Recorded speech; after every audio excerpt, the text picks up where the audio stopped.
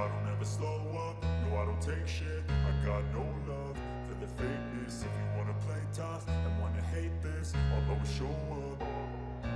I don't ever slow up, no I don't take shit. I got no love for the fakeness. If you wanna play tough and wanna hate this, I'll always show up and make a statement. I don't ever slow up, no I don't take shit. I got no love for the fakeness. If you wanna play tough and wanna hate this, I'll always show up and make a statement. Everything.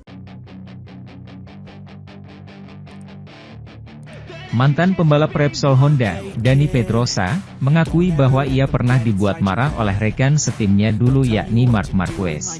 Pada MotoGP memang pernah ada ungkapan bahwa rekan setim merupakan lawan pertama yang harus dikalahkannya. Penyebabnya adalah dukungan teknis yang sama sehingga di sini kualitas pembalap yang akan berbicara.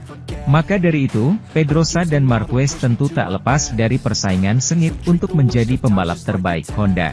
Pedrosa mengakui bahwa ia dan Marquez memiliki beberapa perbedaan di antara mereka.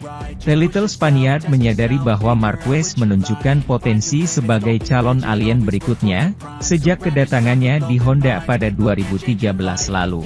Namun, Pedrosa tetap menjadi perhatian utama di Honda karena pengalamannya. Pedrosa mengatakan Marquez datang ke Honda juga tidak mudah karena harus beradaptasi dengan motor.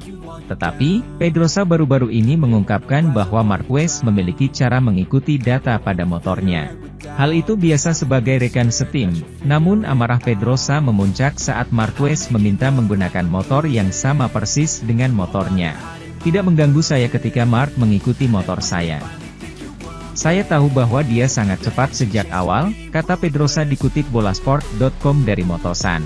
Kami berasumsi bahwa dia akan membuat beberapa kesalahan sepanjang tahun.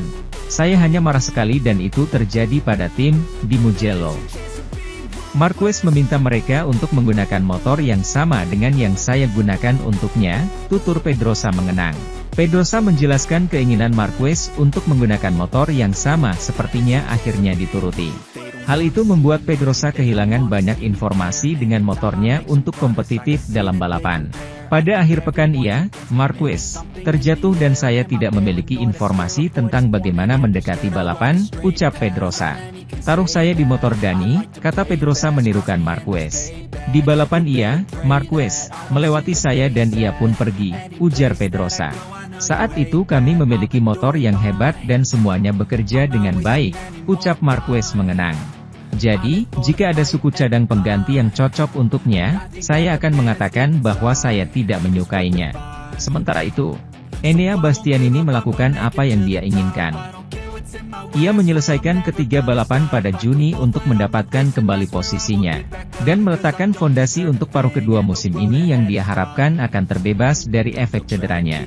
Debutnya sebagai pembalap resmi Ducati berjalan dengan sangat sulit.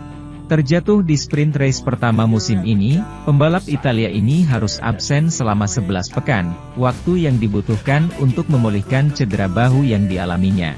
Sejak saat itu, ia mampu berkompetisi di 3 Grand Prix.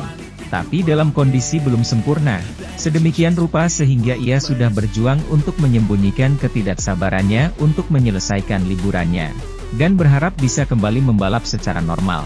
Di Assen, Bastianini mengakhiri bagian pertama kejuaraan ini dengan terjatuh lagi, tapi kali ini tanpa konsekuensi fisik.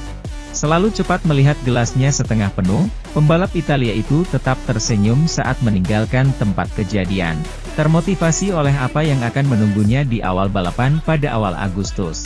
Apa yang telah ia lakukan selama 3 akhir pekan terakhir ini adalah menemukan kembali perasaannya, dan mendapatkan kembali posisinya dengan sepeda motor yang masih sangat sedikit diketahuinya. Saya tahu potensi Pecco, dia sangat cepat, katanya di Assen. Hasil yang ia dapatkan adalah karena ia selalu berada di atas. Tapi hanya itu yang bisa saya lakukan dengan motor ini, dan saat ini saya tertinggal. Tapi, saya butuh waktu, saya harus pulih dari cedera ini. Setelah balapan, saya sangat lelah. Namun, secara keseluruhan, saya senang dengan situasinya. Sebelum balapan ini, saya mungkin akan menandatangani kontrak untuk berada sedekat ini.